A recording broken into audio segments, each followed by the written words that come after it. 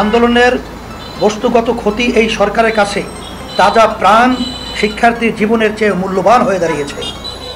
প্রধানমন্ত্রী পদবি দখল করে রাখা ব্যক্তির সাধারণ জ্ঞান ও বিবেচনা বোধ এত নিষ্ঠুর ও নির্মম যে অকালে ঝরে যাওয়া শিক্ষার্থীর জীবনের চেয়ে ইট পাথরের উন্নয়ন তার কাছে গুরুত্বপূর্ণ। তিনি ক্ষতিগ্রস্ত ইট সুরকির কাছে গিয়ে অশ্রু বিসর্জন দেন।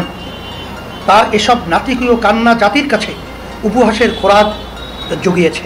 যে বাহিনী বিশ্বজুড়ে মানুষের শান্তির জন্য নিজেদের জীবন উৎসর্গ করে, সেই বাহিনী বিভিন্ন স্থানে ব্যাংকার বানিয়ে নিজ দেশের নিরস্ত্র নিরীহ মানুষের দিকে রাইফেল তাক করে আছে।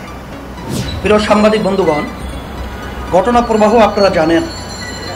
2018 সালে ব্যাপক ছাত্র বিক্ষোভের মাধ্যমে সমাধাকৃত একটি বিষয়কে অপ্রাসঙ্গিকভাবে সামনে আনা হলো। শিক্ষার্থীরা যখন এর প্রতিবাদে রাস্তায় নামাসহ নিয়মতান্ত্রিক আন্দোলন চালিয়ে যাচ্ছিল, তখন সরকারের শীর্ষ নেতৃত্ব শিক্ষার্থীদের তুচ্ছ তাচ্ছিল্য করে বক্তব্য দেন। প্রক্রান্ত হয়ে শিক্ষার্থীদের রাজাকারের নাতিপুতি বলে অভিহিত করেন। সরকার দলীয় সাধারণ সম্পাদক জনাব ওবায়দুল কাদের শিক্ষার্থীদের উপরে ছাত্রলীগকে লেলিয়ে দেন। ক্যাম্পাসগুলোতে 71 হানাদারদের নমুনায় রাষ্ট্রীয় বাহিনী দিয়ে হামলা করা হয়। ছাত্রী নির্যাতন সহ নির্মম সহিংসতা চালানো হয়। তৎপরবর্তীতে সেই আন্দোলন আন্দোলনের রূপ নেয়, যা এক পর্যায়ে ক্যাম্পাস ছাড়িয়ে সারা দেশে ছড়িয়ে পড়ে। জাতিসংঘের সাদা রং বিশ্বজুড়ে শান্তি ও নিরাপত্তার প্রতীক হয়ে দাঁড়িয়েছে। সেই জাতিসংঘের লোগো সম্বলিত সাদা সাজোয়া দান ব্যবহার করা হয়েছে স্বাধীন সার্বভৌম বাংলাদেশের ভবিষ্যৎ কোমলমতি ছাত্রছাত্রীদের যৌক্তিক দাবি আদায়ের আন্দোলন দমন করার জন্য।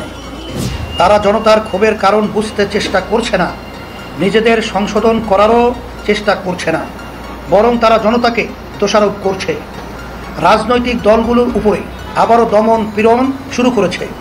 আন্দোলনের ছাত্র নেতৃত্বকে তুলে নেওয়া, শারীরিক নির্যাতন করা ও ভয়ভীতি দেখানো অব্যাহত রেখেছে। শত শত মামলা করে বিরোধী দলের হাজার হাজার নেতাকর্মীকে আটক করা হয়েছে। গায়েবী আসামি করে আরও হাজার হাজার মানুষকে আটক করার গভীর ষড়যন্ত্র চলছে। বিরোধী রাজনৈতিক নেতৃবৃন্দকেও গ্রেপ্তার করা হয়েছে এবং রিমান্ডের নামে চরম নির্যাতন চালানো হচ্ছে, যা সংবিধান বিরোধী। মানব ইতিহাসের জঘন্যতম হিংস্র ইসরায়েলিরা ছাড়া নিরস্ত্র জনতার উপরে হেলিকপ্টার থেকে গ্যাস নিক্ষেপ ও গুলি করার নজির আর আছে বলে আমরা জানি না।